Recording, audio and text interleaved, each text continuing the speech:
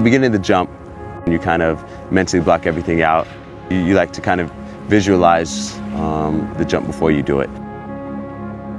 From then, you take off, and it's 90 to 95% of full speed. You're just hauling down the runway to take off, on that board, and you cycle that leg through, and then that's when the patience start. Because you don't want to rush it. You want to make it almost like a slow dance. My name is Christian Taylor, and I'm the reigning Olympic triple jump champion. My childhood was the typical American story. Played football, played basketball, a lot of soccer growing up. My parents kind of challenged me to just go and try track and field, because that's when you start to get to the time of getting scholarships, and they just said I was too talented for them to have to pay for college, and so I just kind of took it upon myself to just go and try everything. I tried the 100 and all the way through cross country, and then went to the long jump, and eventually found that triple jump just came very naturally, was very easy for me, and just kind of ran with it. Well, the triple jump, it's a hop, skip, and jump. So it's 2 hops on one leg and then 1 hop on the opposite leg.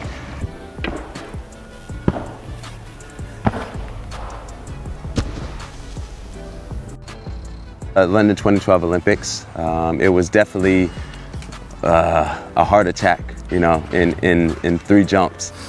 The first 2 jumps, I had the world record on my mind, but came out with 2 fouls and almost didn't even make it into the finals. And so then I had to kind of step back and slow down, and that's the mindset I tell you of making a fast motion slow.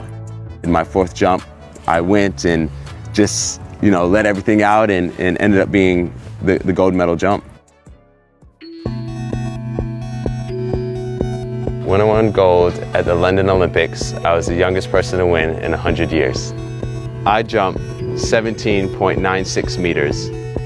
The world record is 18.29 meters, and I will beat it.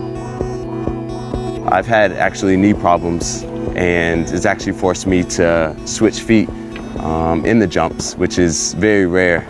All my life, I would jump from the left foot. That was my takeoff, and even winning the 2012 Olympics, that was the foot I jumped from. So the idea of switching feet was pretty crazy, but now I jump off my right foot. And there's a complete different, you have to use almost a different side of the brain. Once I just committed to it, that was it. I said, I'm going to make this happen. And my parents always brought me up saying, where there's a will, there's a way. And so I was willing to do, what it took, and, now I'm making the way. Christian Taylor, thank you so much for coming onto the platform. You are one of the world's leading triple jump athletes and are considered legends within the sport. The triple jump that you did in the 2015 World Championships in Beijing is second on the all-time list, just behind Jonathan Edwards. Thank you so much for taking the time out to speak to me. Of course, excited to have the talk, and thanks for having me. Please tell us about your early life from growing up in Georgia. So grew up in Fayetteville, Georgia. Was there till I was 17. I participated in all different types of sports, football, basketball, soccer, athletics, golf, tennis, so all around, all American, tried it all, found out what I liked, find out what I was good at and what I was not, very, very quickly. And I think, like anyone, when you're successful at something, you naturally gravitate towards it. And with this, athletics was really something that I was successful at I would say a young age. I did the World Youth Championships at 15, and became a World Youth Champion. And then the following year went to World Junior Championships. And so I got international experience in athletics quite early. And yeah, from that point was recruited to the University of Florida. And this is when I left home and went to university and continued athletics with a full scholarship on the next level. The question I'd like to ask you is that you played for Sandy Creek High School's American football and field and track teams. What influenced your decision to take up field and track as a full-time sport and pursue it professionally? Yeah. So as I said, it was just success. You know, I tried American football. Even to this point, I'm still not able to get bulk and get that size. And so, though I have a passion for football, I just didn't have a body that can sustain it. I also didn't enjoy getting hit every day, and later on finding out all the studies with CTE and concussions and things like I thought, you know what, my well being is definitely going to be a top priority for me. Athletics, maybe I get whiplash from the jumps sometimes, but I think in long term, I'll still be able to function at a high level, and yeah, with success, my love for the sport grew, and my parents challenged me to do research to understand where the sport had come from, the legends that came before me, and to set my sights and my goals on the best out there. And so from the time I got into the sport, Jonathan Edwards was You came first in the 2012 and 2016 Olympics. What advice would you give to a young person that aspires to be like you, representing their country at the highest level? uh yeah, the advice I would give a young athlete, a young individual aspiring to be successful in sport, but also to just chase their dreams, is to find something that you love, because there are going to be many days, more days than not, that you want to give it up. There are going to be many days that are challenging. There are going to be many days where it feels like you're back against the wall. There are going to be many days where it is very lonely. But the love for what you're doing will overcome all of this. And so, because I have a deep rooted love for athletics and I know my why, essentially, I know why I'm doing it. This gets me out of bed when I just don't physically feel like it. This um, gives me that fight when I feel like I'm cornered. This gives me the strength and the motivation to push through when physically I don't want to. So I would say, find that love, and never forget why you're doing something. Thank you so much for that really, really powerful answer, because having a why is really important. So, following on from that, you're not just a top level athlete, you're also a strong Christian, and you're an inspiration to so many young people across the world. One thing I love about your website is your motto, blessed to be a blessing. It's just so fresh and clean. So, can you just tell us a bit about that motto and how your Christian faith impacts your attitude to life and sports? Absolutely. Yeah. So blessed to be a blessing is something that I really took from my pastors. When growing up in a Christian household, my parents really kept me grounded. This really gave me that sense of humility with success. I learned not to allow it to get to my head.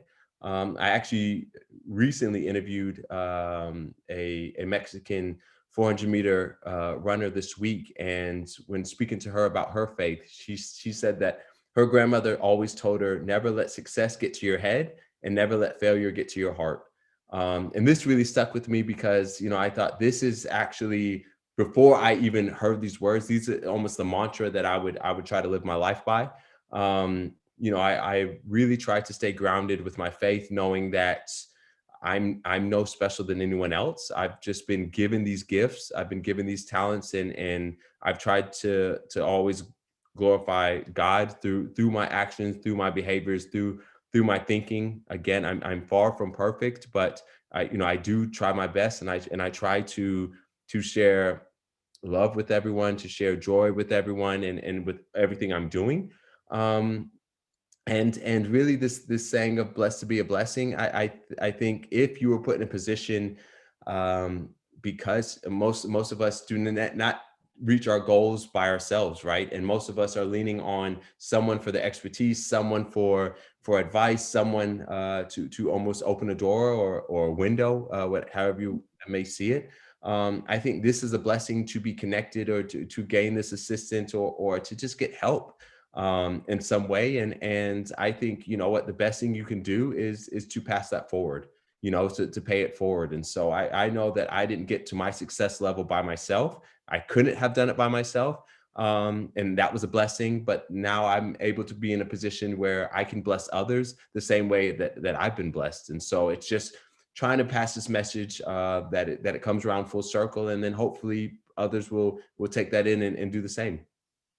It's really incredible, your answer there. I was even looking on your website and seeing all the work you do with children and in communities. So it's really powerful, the life that you've lived. Oh, thank you. Yeah. I mean, if I'm not trying to inspire the next generation, if I'm not trying to make an impact, a lasting impact, then what am I doing all this for, right? I jump in a sandbox for a living, and that's the reality of what a professional triple jumper is. But the thing is, I think I can use this platform to share many things, and most of all, share my experiences with the next generation, that maybe it can inspire them to go on another track, or to go in a path of life that, you know, brings them joy, brings them happiness, and brings them peace. Christian Taylor in the driving seat, meeting record of 1776 in the second round, but he knows he's got a threat from Clay. He's an 18-meter jumper, is Clay, tops the world rankings this year, did that just a couple of weeks back in California. Now, oh yes, that is big. He's almost into the pit after his second phase. Comes down and is almost into the pit. 1776, remember, in round two. Has he gone further? Boy, oh boy, we're going to see some contests between them. And that for Taylor, 17 meters 82. He's gone further. He's improved his own meeting record a further 6 centimeters and eased a little bit further away from Clay. What a night of track and field we're enjoying. Taylor has the bit between his teeth. Thank you so much for that answer. And, you know, due to your job as like an athlete, you face enormous pressure to perform at major events. So how do you look after your mental health during, you know, huge events such as the Olympics and the World Championships? Yeah, this has been a maturity thing. So at the beginning, I had nerves, but the way I dealt with them was really just to lean on my teammates or friends, family, just to stay distracted. So I didn't let the nerves consume me. But as I matured, I realized that this was not a lasting solution. This was not a way to really deal with the bigger issues, or to understand where the nerves were stemming from. And so for the last few years, I've had a counselor that I've been able to speak with on a weekly basis. So when I got into those high level, those high pressure situations, I actually did not have the pressure. I did not have the nerves. I did not have the anxiety, because I knew that all that stemmed from pressure that I put on myself. You know, I always thought the sponsors, I have an obligation for my sponsors. I have an obligation to make my parents proud. I have an obligation to not let my fans down. I have an obligation to the kids I'm mentoring. They're looking up to me, and I have to be a great example. The reality is, you know, these people support me. These people love me. These people only want me to be happy. And when I realized this, I thought, you know what, like, I can just go out there and compete, and know that I can come back to them, and they know that I gave it my all, but they're gonna love me, they're gonna treat me, they're gonna like me the exact same. Yeah. Maybe not the sponsors, because obviously some of them I have goals, but you understand what I'm saying, like the people. And so when I took this pressure off my shoulders, I really got to enjoy these experiences. Doesn't mean I don't get nervous, but I at least understand the source of it, and can channel that into something positive. I really like that answer. It's like, you know, when you're at the finals, it's like when you clap your hands and then the crowd claps, and it kind of, you know, kind of gives you that feeling before a big game. So it's just incredible the way you even channel, you know, your own confidence that you have, you know, into what you do, and get the crowd and draw upon that energy. So that's really incredible. Yeah, thanks. And also, your triple jump at the 2015 Belgian Olympic World Championships is on your time list. You're second to only Jonathan Edwards. So what does it take to become an athlete performing at the highest level? I mean, I could give you the cliche: sacrifice, determination, all this stuff, but at the end of the day, it's favor, God's favor. You know, so some people say luck. I believe it's favor. You know, just walking in your purpose, walking in your calling. yeah, you must work hard. They say that hard work beats talent every day, and those that are talented will only make it so far. But if you do not put in the work day in and day out, you will always fall short of that. I believe I've gotten to this point because I understand where my gifts come from. I also work extremely hard, to maintain and to get to that level. And I'm also very blessed to have a extremely strong support circle around me. Right. I talk about, being close with my pastors, my family. I mean, now we have Zoom meetings every week, but keeping rooted, keeping, very close with them. That is something that's really in my circle. My fiance is extremely strong supporter of mine, and is somebody that is daily lifting me up and giving me words of affirmation, helping me with my self-belief and worth and identity. And I think, what I'm trying to say with all this, it's surround yourself with people that want to see you achieve those dreams, right? So if you're with people that have their own dreams, and that's fine if they want to do that, but make sure that ultimately you surround people that believe in you, that speak life into you, that want to see you succeed, that are happy for you. And I think with this combination, anyone can achieve their goals. It's really powerful, especially how you kind of broke it down and made it practical. Because just by knowing the nature of the way you talk, I knew you were going to give a really good answer. Hmm. So I was expecting something like that. So thank you. Yeah, of course. Thank you. So your life is constantly in the limelight. You are in America, you're considered to be a legend. Across the world, you're considered to be a legend. How do you handle the temptations that come with being in the limelight? Because there's many young people that have a lot of talent, a lot of skill, but then when they get the limelight, it becomes a bit much for them. So how have you handled it? Yeah, staying grounded. Humility has never been a problem for me, and again, also the importance of having friends that want to see you believe. Also, make sure your support circle are friends that will keep it real with you. If I step out of line, I know my friends will check me very quickly. Accountability partners, right? And I'm in a men's Bible study group that's really, we started in the heart of the pandemic, because it was just guys really stressed about what was going to happen next week with our training. It's athletes from around the world, but it's like, we were all going through this situation in a different way. And the reason I say this is, though we were all struggling, it was also a group that I can lean on, that if I'm saying something or doing something, posting something out of line, they're the first ones that call me and say, hey dude, you might want to take that down, or you might want to write this a different way, or take time to think about this before you respond to that. And this has just been extremely beneficial, because it's having a brotherhood, it's having close friends like this that is very important. Because with the limelight, people will come, but it becomes more of an entourage versus a friendship. Yeah, they come with you because you're on the high, but they'll come just as quickly as they go. But the thing is to make that true connection. You'll sense it, you'll feel it, and you'll know that it's people that really care for you for who you are versus what you do. Thank you so much again for the answer and just breaking it down. Jared, you did a really, really powerful interview with CNN when you talked about the murder of George Floyd and how it impacted you personally. Please just tell us about how you think people can have positive dialogue surrounding race relations, because it's an issue over here in the UK as well, as much as it is in the US with everything that's happening, because the things that happen in the UK and the US, they kind of affect each other Yep.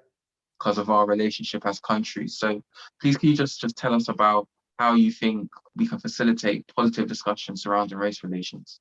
um to be really honest, the thing that's been on my heart is having the conversations, right? So as I said, I'm a mentor with a lot of students, and many teachers reach out to me as a person of color, because many of the teachers that I work with are not, and they were saying, I have Latino kids, I have Hispanic kids, I have African Americans, I have kids of color, in my class and I don't feel comfortable to have the conversation. And the thing I challenge all of them is it's better to say something than not. Yeah. Like if you view these students, if you view humanity as equals, then it shouldn't be difficult to have these conversations. We know that these things, these feelings, um, have been almost pushed under the rug for too long, and it's become the normal, right?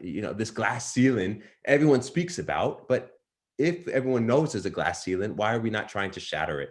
And I think these things only come to light when we address it, when we speak about it, when we find solutions. Yeah. So let's not just have working groups and panels and yeah, that's fine and dandy. That sounds nice, but what are we going to do actionable? What are we going to be the actionable takeaways from this? After every conversation, don't just hear me. Don't just listen to me. Hear me, right? And let's go from sympathy to empathy, right? So walk in my shoes. Understand how what you say. Understand how what I feel, how this affects me, and what can we do in the workplace, what can we do in our classrooms, what can we do in our organizations to change the way we're treating people. And so I really just challenge now, have these conversations, though it may be difficult. Sometimes it's let me just open the door and see what happens, and then we can have this dialogue and we can find solutions. But if everyone's in the corner scared to have it, nothing will change.